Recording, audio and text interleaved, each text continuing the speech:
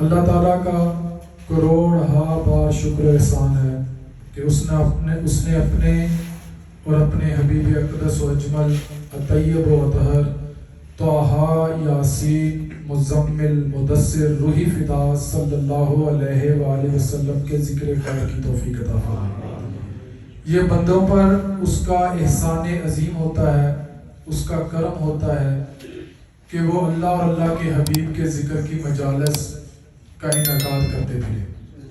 ہر کس و ناقص کو یہ شرف حاصل نہیں ہوتا۔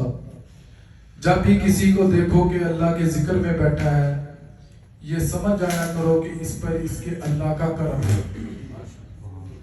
جب تک کسی پر اللہ کا کرم نہیں ہوتا، اللہ اس بندے کا ذکر نہیں کرتا، اس وقت تک بندہ اللہ کا ذکر نہیں کر سکتا۔ یہ ایک کنڈیشن ہے، یہ لازم و ملزوم ہے۔ اللہ تبارک و تعالیٰ قرآن کریم میں ارشاد فرماتے ہیں فَاذْكُرُونِي أَذْكُرْكُمْ، تم میرا ذکر کرو میں تمہارا ذکر کروں۔ ذکر کے بدلے ذکر کا وعدہ ہے۔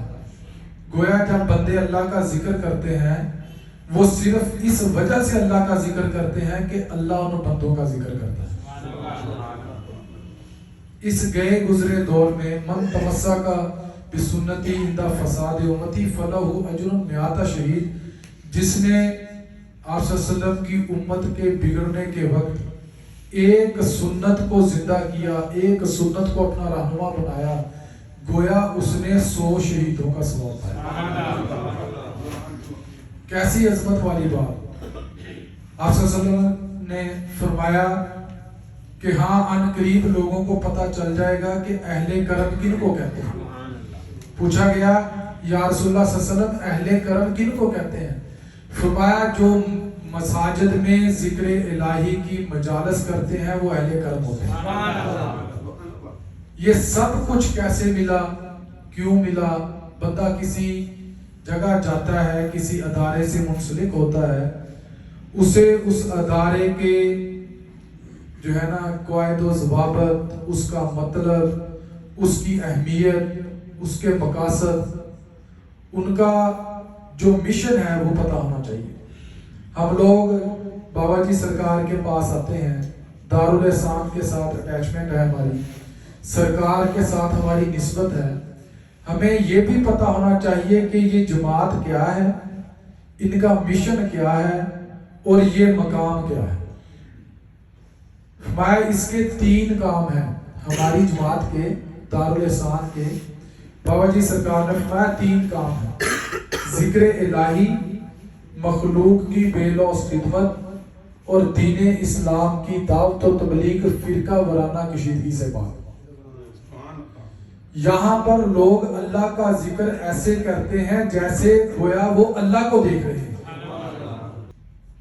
فرمایا انا معه اذا ذکرنی، میں اپنے بندے کے ساتھ ہم مجلس ہوتا ہوں جب وہ میرا ذکر کرتا ہے۔ اللہ بندے کے ساتھ ہم جلیس ہوتا ہے۔ جب بندے اللہ کا ذکر کرتے ہیں گویا اس مجلس میں اللہ ہوتا ہے۔ میں ذکر کر کے دیکھ، تجھے خود بتائے گا کہ مجھ میں کیا ہے۔ ذکر الہی میں شفا ہے، لوگوں کی باتوں میں بیماری ہے۔ جس طرح سانس تن کی زندگی ہے، ذکر الہی من کی زندگی ہے۔ اہل ذکر کی مثال ٹھاٹھے مارتے ہوئے سمندر کی طرح ہوتی ہے، یہاں تک کہ ملا کو بھی کودنے کی ضرورت نہیں ہوتی۔ اگر کوئی بندہ اللہ کا ذکر کرے وہاں شیطان کیسے آ سکتا ہے؟ یہ ہو ہی نہیں سکتا۔ ہم زبانی جمع خرچ کرتے ہیں، نہ ذکر کرتے ہیں نہ محبت کرتے ہیں۔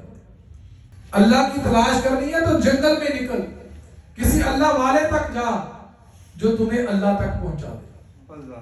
تو یہ بات کرنے کا مقصد یہ ہے کہ اگر اس اللہ والے تک پہنچ گئے ہیں تو شکر ادا کیا کرو کہ یا اللہ تیرا شکر ہے تو نے ہمیں بابا جی سرکار کی نسبت عطا کر دی۔ بہت بڑا نظام، بہت بڑا۔ تبلیغ دیکھ لیں، ذکر دیکھ لیں کتنا ہے، مخلوق کی بے لوث خدمت دیکھ لیں۔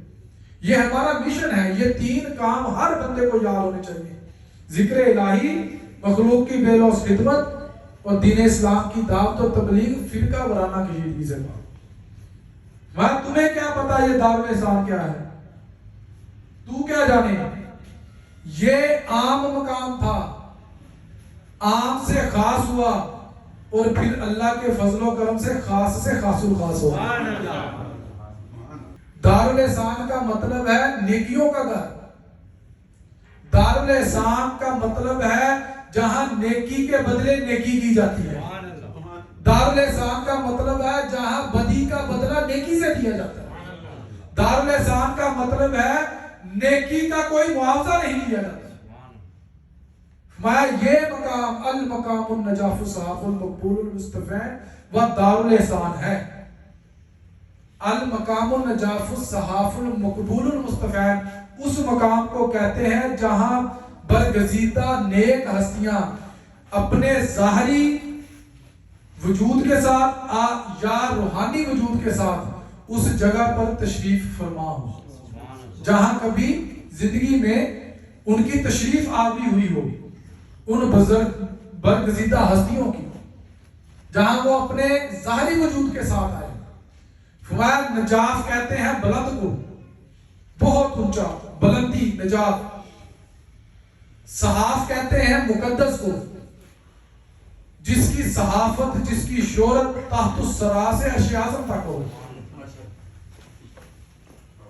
مستفین یا مستفین، فرمایا اگر نیچے اس کے زیر لگا دینا تو یہ دو ہستیوں کو کہتے ہیں، اگر زبر لگا دیں تو جمع بن جاتی ہے، زیادہ کو کہتے ہیں۔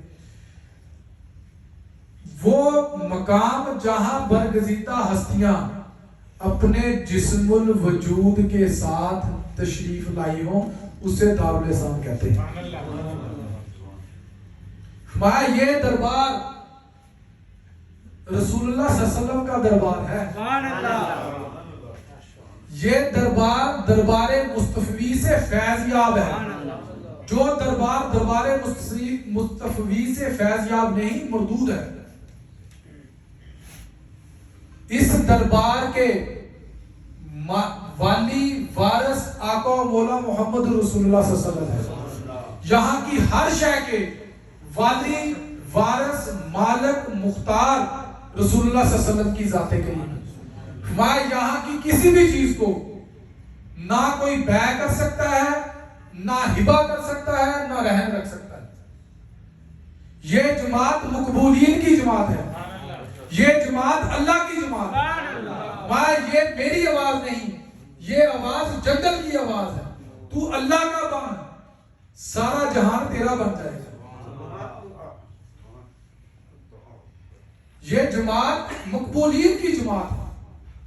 اس جماعت کے قائد اعظم، قائد عرفان اللہ تبارک و تعالیٰ کی ذات کریم ہے۔